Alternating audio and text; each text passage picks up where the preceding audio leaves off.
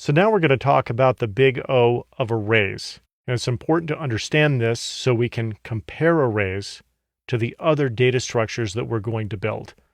So I'm going to start with an array, but I'm going to present it like this. So we have the indexes there because this will be important for explaining the big O of arrays. So we're going to start with an array that we've already created that we call myArray.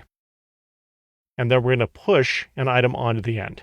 So myArray.push is going to push this number 17 onto the end with that index of 4.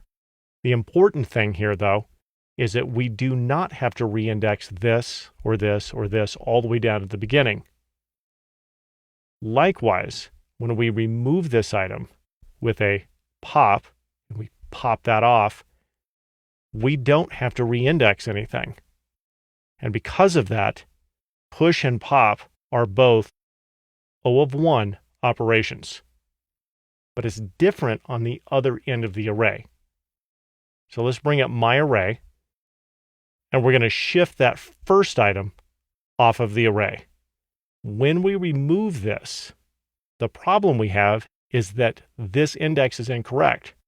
The first item in the array should be 0. So this has to be reindexed to 0. And the next item has to be reindexed, and the next item. Likewise, if we do an unshift and we bring that 11 back, we have to reindex everything in the array all the way down just to be able to bring this back. Not a big deal when we have a small array like this, but if we had one that had thousands of items, that's a lot of reindexing. So this is O of n, where n is the number of items in the array. Very important with arrays to understand that on this end, adding and removing are both O of 1. On the other end, removing, because of the reindexing, and bringing it back because of the reindexing, are both O of n. Now, let's look at adding something into the middle of this array. So we'll say myArray.splice. And if you haven't seen this before, what we're saying with this is we're going to put something in at the index of 1. This 0 means we're not going to remove any items. And this means we're going to add an item with a string that says hi. So let's open up that index of 1, drop that new item with that string in there at the index of 1. And when we do, this index is incorrect. We have to reindex this and this and this all the way down. Since we have to reindex all of this, this is O of n. Now you might say, hey, we're putting that in the middle. Wouldn't that be O of 1/2 n? Well, there's two problems with that logic. First is that big O always measures worst case, not average case. The other problem is this. Even if this was a 1/2 n operation, 1/2 is a constant. And we drop constants. So either way, this is O of n. So likewise, when we go to remove this item, we're going to have to reindex everything all the way down. So it doesn't matter if you're adding or removing somewhere in the middle of the array, that's going to be O of n.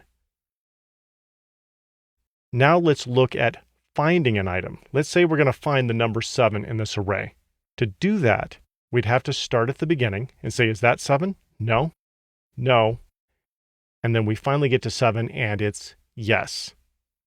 That means that if you search by value, this is O of n. But if you search by index and you say, tell me what's at the index of 3, those indexes allow you to go directly to that place in memory as an O of 1 operation. This is one of the big advantages of arrays, is that we can find something in an array with 1 million items in it and go to item 400,000, say, and it is an O of 1. But those indexes are also a disadvantage for the arrays if you're adding something to the beginning, as we just saw, because you're going to have to re-index everything. So the big thing that you have to look at when you're looking at a data structure is, what are you using this for? If you need to access things by index, arrays are a great data structure. But if you're going to be adding and removing a lot of items from the beginning, maybe not the best data structure for you, and maybe you should look at a different data structure if that is your use case. But either way, you're making your decision based on Big O.